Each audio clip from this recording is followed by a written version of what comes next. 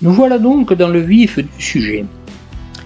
Sujet déjà traité par moult vidéos que vous avez certainement vues et revues, comme moi, mais aussi par d'autres aspects de la transformation, par celle de nombreux Américains du monde du camping-car. Vous vous souvenez peut-être, dans la vidéo numéro 47, j'avais transformé l'antenne Starlink motorisée en une antenne plate, plus discrète, sans perdre trop en efficacité. Aujourd'hui, je m'attaque au passage en 12 volts de son routeur pour une question d'économie d'énergie. Passons à l'atelier et voyons tout cela.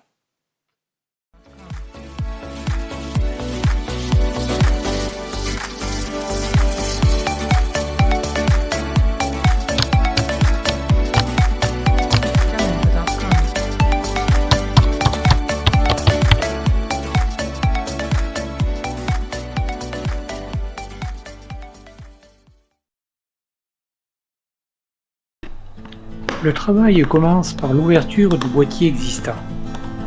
A l'aide d'un petit tournevis et d'un cutter, je désosse la façade avant en verre dépoli. C'est un travail assez anxiogène et le boîtier est détruit entièrement. Une marche arrière à ce stade est impossible.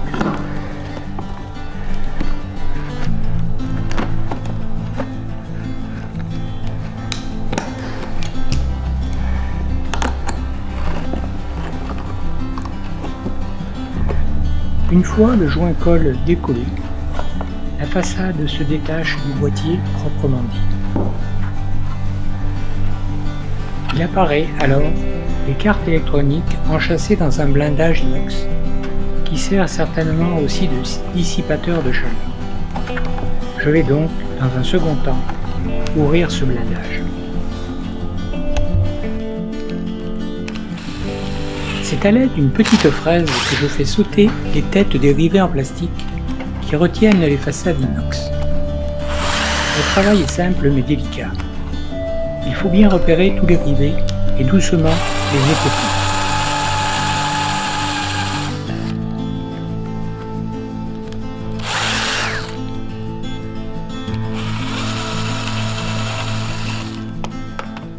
Une fois cette phase réalisée, le blindage supérieur est enlevé. Il apparaît alors deux cartes électroniques. Bon, là j'ai enlevé le blindage. Donc on accède aux différentes cartes du routeur. Alors ici, on a la carte électronique proprement dite, avec la partie antenne. Et dessous, il y a une seconde carte. Cette carte, c'est l'alimentation 220 volts, 48 et 12 volts, qu'on n'a plus besoin, puisqu'on va alimenter directement cette carte en 12 volts. Donc ce qu'il faut faire, c'est enlever cette carte, enlever celle-ci, et récupérer uniquement cette carte. Et on l'alimentera après avec les différentes alimes que j'aurai.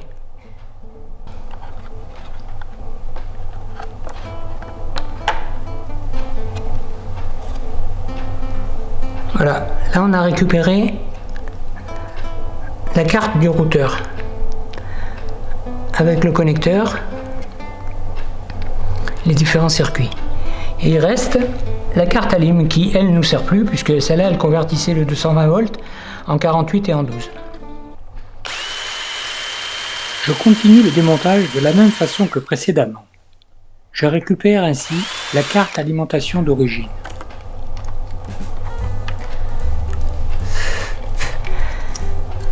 Voilà, ça c'est la carte alimentation 220 48 12 volts d'origine.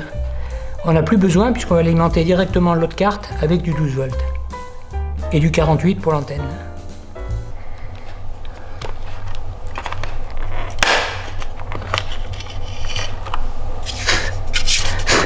Là, je récupère les blindages parce que je vais m'en resservir avec l'autre carte.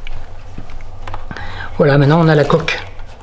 La coque nue qui ne nous sert plus à rien puisque comme je vais rajouter des alimes, elles ne vont pas pouvoir rentrer dans celle-là, il va falloir que je refasse un coffret. Bon, le but de la manœuvre, ça c'est la carte Wi-Fi que je récupère. Ici il y a un petit connecteur qui était en liaison avec la carte alim. Ce que je veux faire pour réussir à câbler les fils sur la carte Wi-Fi, c'est récupérer ce petit connecteur, de manière à pouvoir l'embrocher là, et de là partiront les fils qui vont aller à mes nouvelles alimes. Pour ça, il faut un fer à souder et une pompe à dessouder. Il y a 8 plots à enlever en espérant que ça vienne facilement.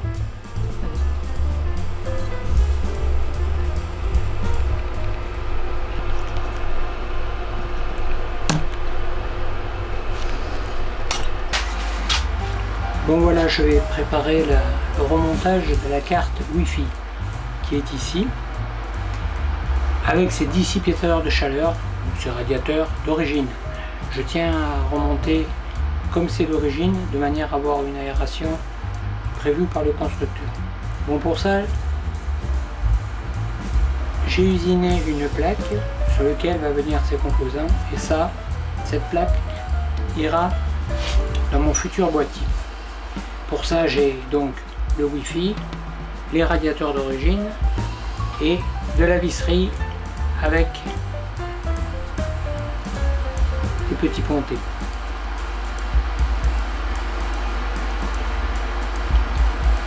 Alors la première chose, c'est de fixer le radiateur du bas.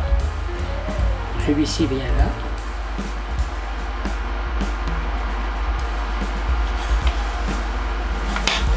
Je passe la vis, je surélève,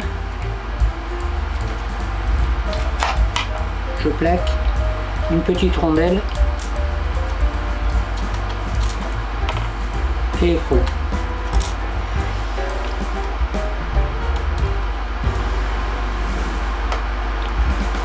Voilà, les deux petites alimes sont ici. Ça, c'est le module 12 volts, 12 volts. En fait, c'est une alimentation stabilisée qui va servir à alimenter en 12 volts la carte Wi-Fi. Et ça, c'est le bloc 12 volts, 48 volts qui permet d'alimenter via le câble l'antenne Starlink qui, elle, marche en 48 volts. Donc ça se fixera là derrière. Comme ça, ça sera... Ça c'est l'arrière du boîtier, ça sera bien aéré et le petit module 12 volts viendra se fixer ici dessous.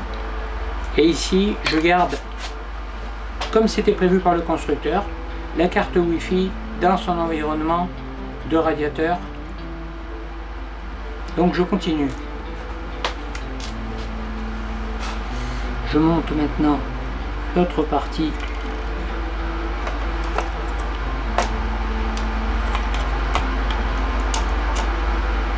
Donc ça c'est la première plaque, dissipateur ou radiateur. Donc je la centre et vous voyez ici elle est montée sur plot de manière à faciliter le passage de l'air.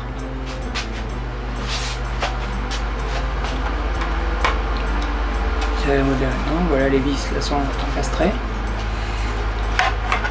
Là j'ajuste à peu près droite la carte. Maintenant, là-dessus va venir se fixer la carte Wi-Fi. Alors ici, cette partie ici, c'est l'antenne. Donc l'antenne va dépasser, bien sûr, du blindage, de manière à pouvoir dissiper les signaux.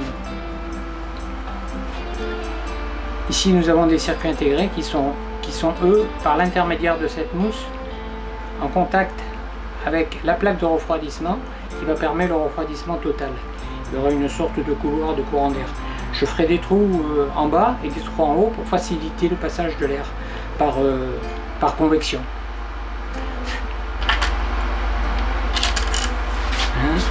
De plastique.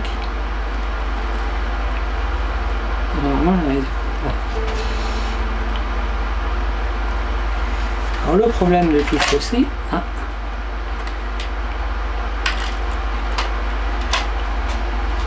c'est que ces mêmes vis servent à fixer le dessus. Alors maintenant que j'ai bien plaqué, les vis ne peuvent pas retomber, j'enlève les écrous, je laisse les rondelles plastiques, c'est elles qui vont isoler le circuit de la plaque, on ne sait jamais. Par frottement, l'isolant du circuit peut se rayer et faciliter le contact avec là et faire peut-être des court-circuits, voire des interférences avec le système.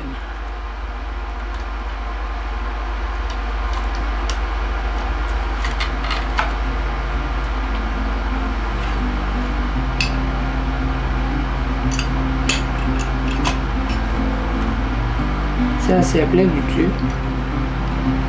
qui, elle, maintenant va venir avec ces petites rondelles mécaniques et ces écrous.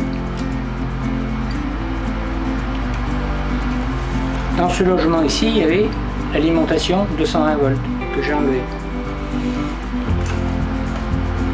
Maintenant, on positionne les cartes. On va serrer doucement.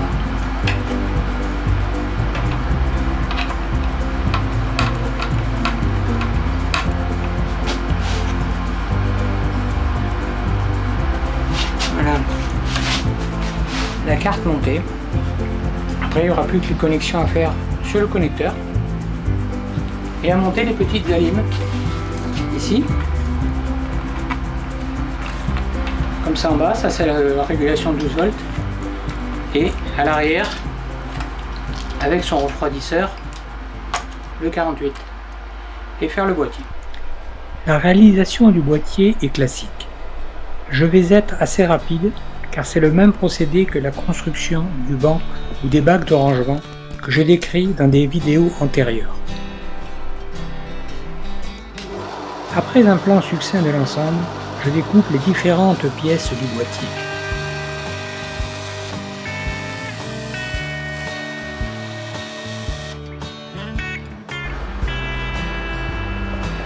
Un montage à blanc est effectué pour essai et valider les découpes et ajustements divers.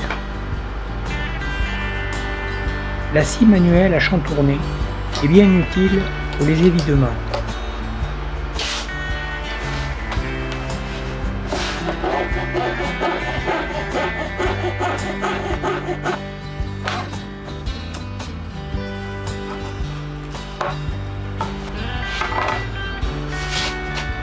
Ici, la partie arrière du boîtier qui va recevoir la plaque soutien des cartes électroniques.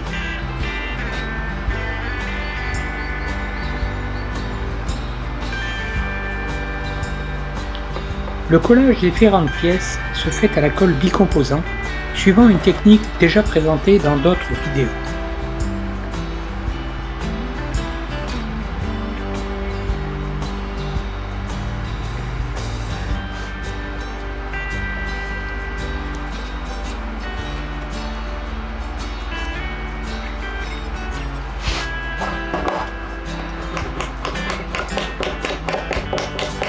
On maintient le collage avec des épingles pour empêcher le glissement lors du serrage pour le séchage.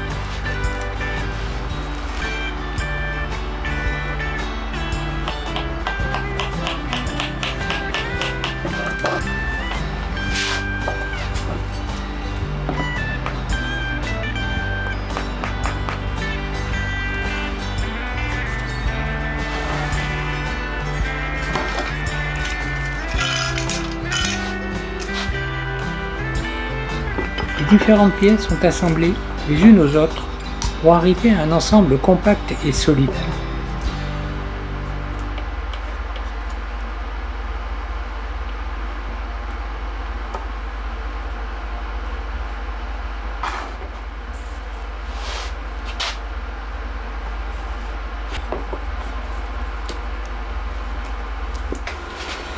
Voilà, j'ai déjà fait l'ossature, le socle,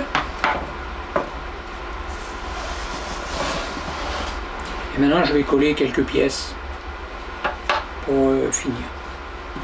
Ici j'ai éludé le bois de manière quand Starlink sera posé, les fils vont rentrer là, sortir là pour aller dans l'électronique. Voilà. Bon, ben on va coller.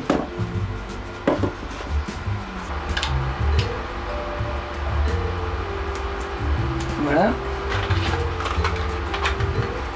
Donc là il y a durcisseur et colle, on mélange le tout. Bien mélangé, hein. Avec les températures actuelles. Le bruit de fond que vous entendez, c'est le ventilateur, le chauffage. L'atelier il fait pas chaud. Simplement un poids, presser la bête.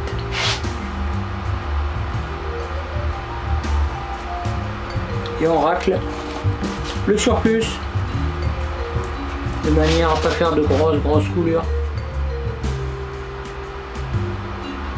Toujours embêtant à enlever parce que l'époxy c'est dur hein, quand ça sèche.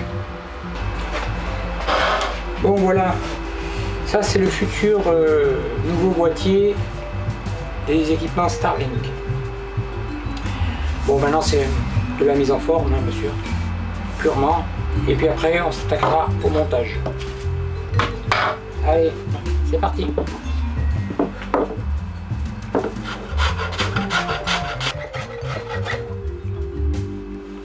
Le tout bien sec est assemblé et mis en forme au rabot et au ponçoir. C'est un moment gratifiant, tout prend forme.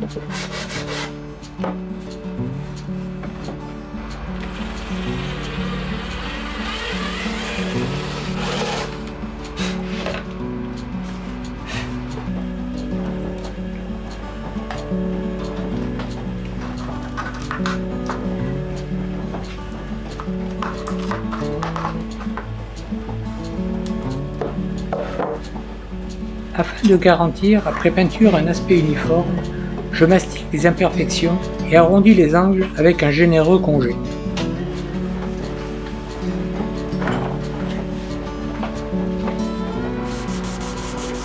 Le stade suivant est la peinture avec une couche d'après et 2 couches de couleur, poncées entre chaque à l'abrasif.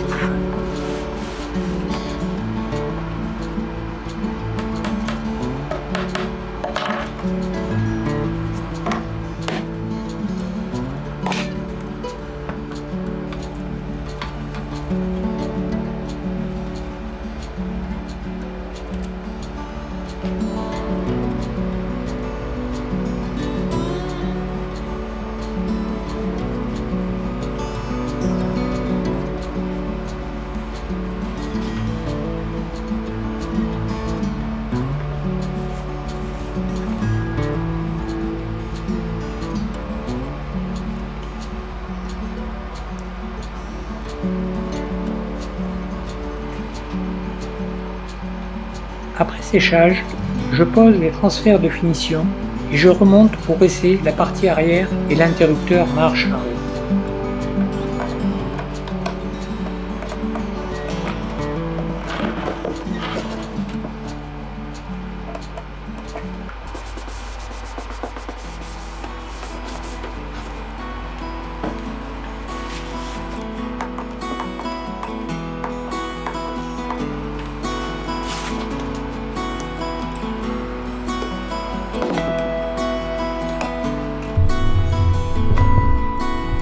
L'ensemble est maintenant fini, prêt à être équipé de son électronique.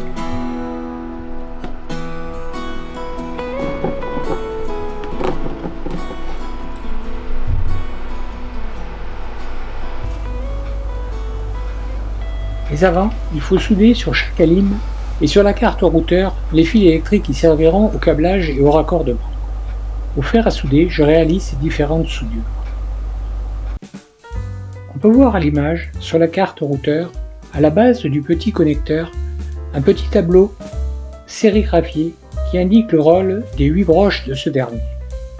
Ici m'intéresse que le plus 12 volts, les 2 plus 48 volts et les 2 masses, respectivement plots 3, 6, 8 et 4 et 5. J'y soude sur chacun un fil. Voici la carte équipée de ces 5 fils qui me serviront à raccorder cette dernière aux aliments. Je vérifie au métrique la continuité des éléments et des fils soudés afin d'être certain des polarités et des soudures. Je monte sur la plaque arrière, support, les 2 alimes 12 volts et 48 volts. La petite est la 12 volts. Vous allez me dire Pourquoi enlever l'alimentation d'origine si c'est pour remonter des nouvelles alimentations? Ces dernières sont beaucoup moins consommatrices de courant. Ce sont pour le 12 volts une alimentation stabilisée. On ne passe plus du 220 en 12 volts, on ne fait que le stabiliser. En effet, dans nos bateaux, suivant la phase de nos batteries, la tension peut varier de 11 volts 8 à 14 volts 4, chose que la carte Starlink n'aimerait pas. Il lui faut impérativement du 12 volts stable. Le rôle de cette alimentation est de fournir en sortie du 12 volts quelle que soit sa tension d'entrée. Je finis le montage du blindage arrière et du tauron des 5 fils de la carte Wi-Fi du routeur. L'autre alim transforme le 12 volts en 48 volts pour assurer l'alimentation de l'antenne.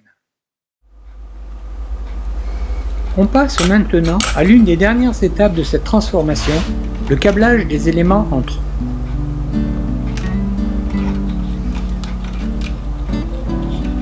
Il s'effectue par soudure et isolation par thermorétracteur.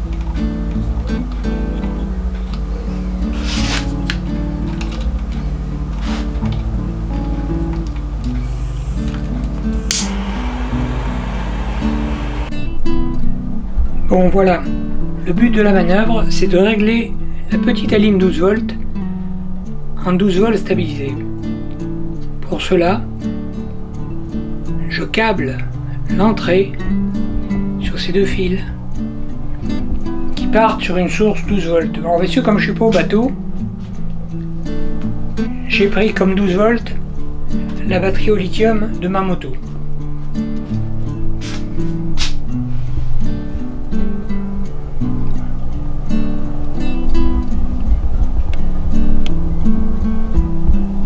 Voilà, juste avant les fusibles.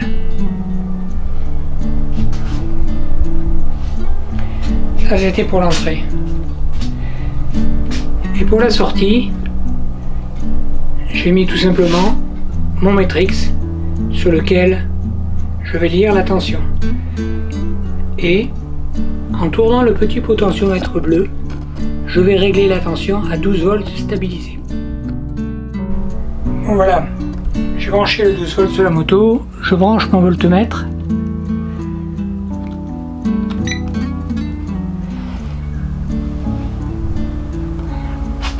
Et avec le petit tournevis, je vais aller régler la tension. Alors là, je vous montre bien.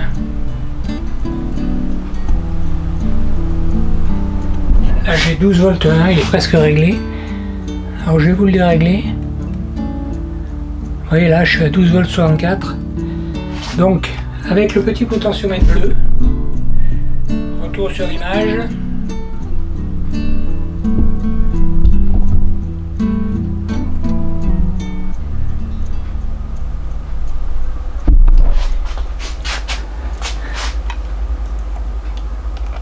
Je vais régler la tension en regardant mon voltmètre à 12 volts.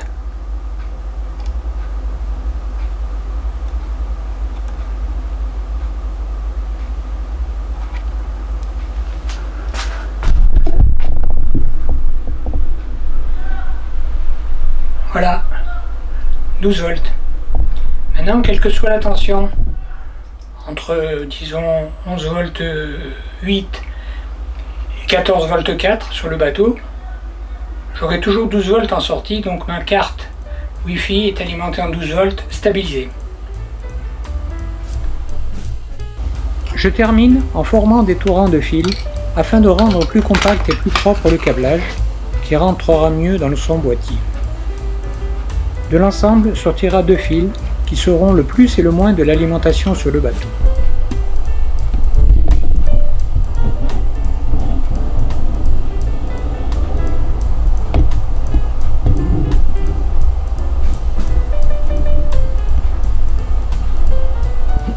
Après coupure du routeur, je ferme le boîtier à l'aide de 4 vis prévues à cet effet. J'effectue une mesure de consommation. Cette dernière est la mesure en veille car l'antenne est sur le bateau et je ne peux la brancher ici. On s'aperçoit déjà que le routeur consomme aux environs de 350 mA. C'est déjà un résultat encourageant. Il restera à installer le tout à bord et de faire de même in situ en service émission.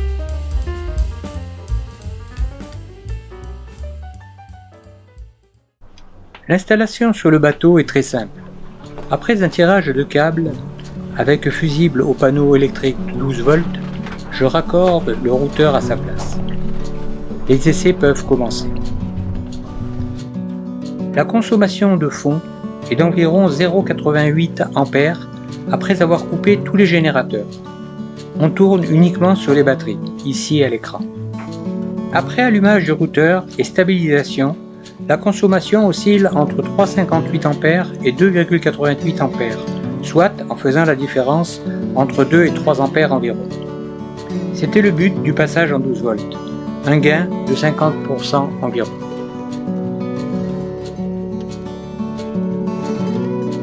S'ensuit les essais de connexion au routeur et les mesures montantes et descendantes en débit de la liaison. Tout est OK. Voilà pour cette vidéo qui reste une info et qui apportera à certains, je l'espère, quelques idées.